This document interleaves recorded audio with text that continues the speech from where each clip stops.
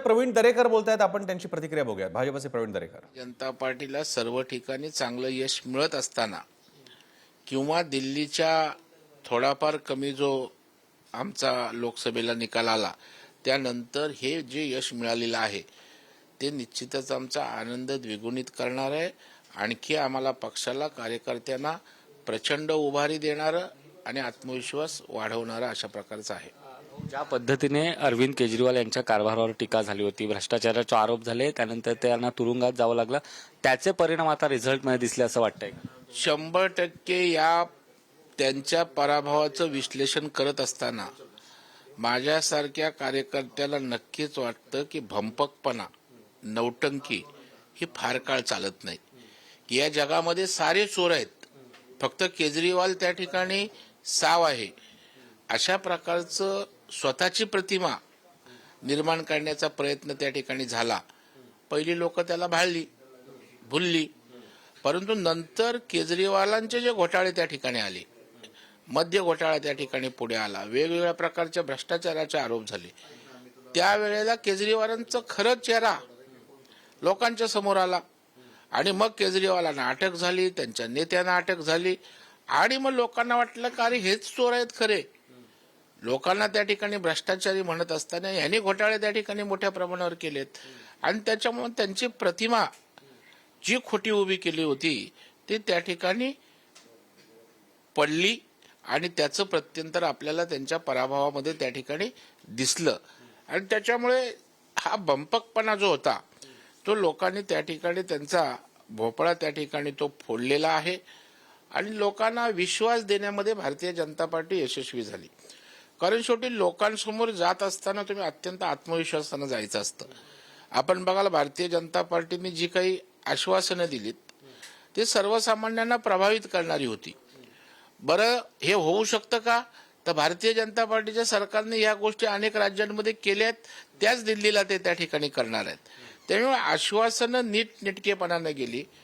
जसं की 2,500 महिलांना मासिक भत्ता असेल, त्या ठिकाणी SC ST समाजासाठी 1,000 रुपये आर्थिक सहाय्य देण्याचा विषय असेल, गिग आणि टेक्स्टाईलच्या वर्कर्सना त्या ठिकाणी 10 लाखांपर्यंतचा त्या ठिकाणचा विमा उतरवणं असेल, अशा प्रकारच्या ज्या चांगल्या योजना आहेत ती आश्वासनं त्या ठिकाणी लोकांना प्रभावित करणारी त्या ठिकाणी ठरली.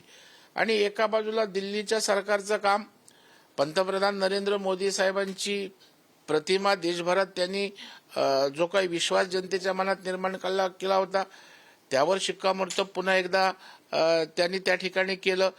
आमच्या नेत्यांनी बारकाईनं त्या ठिकाणी काम केलं, आमच्या कार्यकर्त्यांनी बूथ स्तरावर मायन्यूट लेवलला त्या ठिकाणी काम केलं आणि एकंदर प्रभावी निवडणूक व्यवस्थापन जे असतं ते त्या ठिकाणी आमच्या लोकांनी केलं.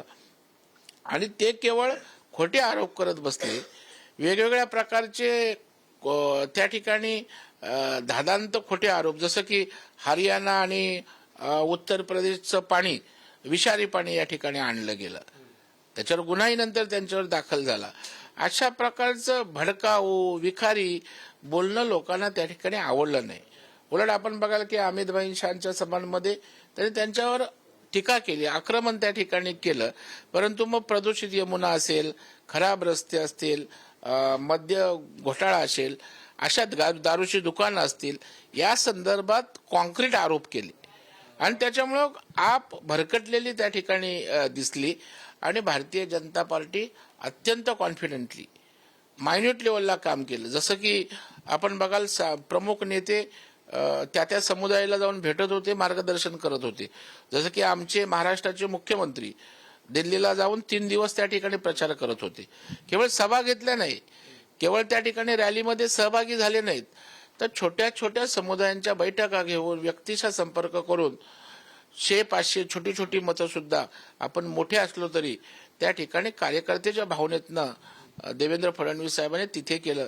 तसं अनेक नेत्यांनी केलं आणि त्यामुळं एक सामुदायिक एकत्रितपणाचा हा विजय त्या ठिकाणी. आणि आमच्या विचार परिवारांनी सुद्धा फार मोठं योगदान या निवडणुकीमध्ये अत्यंत शिस्तबद्धतेनं आम्हाला ताकद द्यायला त्या ठिकाणी दिलं. भाऊ, खरं तर नियोजनामुळे खरं तर हे सगळ्या गोष्टी घडून आल्यात. महाराष्ट्रात देखील आपल्याला असंच नियोजन पाहायला मिळालं होतं. त्याचे परिणाम निकालात दिसले. मात्र संजय राऊतांनी आरोप केलाय की महाराष्ट्र पॅटर्न दिल्लीत दिसलाय. नाही, मला वाटतं संजय राऊत आता त्या ठिकाणी भरकटलेले आहेत. ते काय बोलतात, कधी बोलतात, त्यांनी कालच निकाल त्या ठिकाणी स्वीकारला होता आणि त्यामुळं आजच्या निकालाचं त्यांनी कालच परसेप्शन त्या ठिकाणी क्रिएट करण्याचा त्यांचा केविलवाना प्रयत्न होता. परंतु आता संजय राऊतांचं वक्तव्य कोणच गांभीर्यानं घेत नाही, त्याच्यामुळं मीही घेत नाही. संजय राऊत हे त्या ठिकाणी केवळ बोलघेवडापणा करतात, केवळ विखारी टीका करतात आणि नॅरेटिव्ह सेट करण्यासाठी त्या ठिकाणी वाटेल ते बोलतात. कुठलंही रचनात्मक ना काम करत ना बोलत हा त्यांचा खाके आहे. नक्कीच आपल्यासोबत स्वतः प्रवीण दरेकर होते. ते म्हणालेत की अरविंद केजरीवाल यांचा भंपकपणा जो लोकांसमोर दिसला त्याचे परिणाम आता निकालात आले आणि भाजप एवढ्या मोठ्या संख्येने आता भाजपचा विजय झाल्याचा विश्वास त्यांनी व्यक्त केलाय. कॅमेरा पर्सन विकास सुशांत सावंत, पुढारी न्यूज, मुंबई.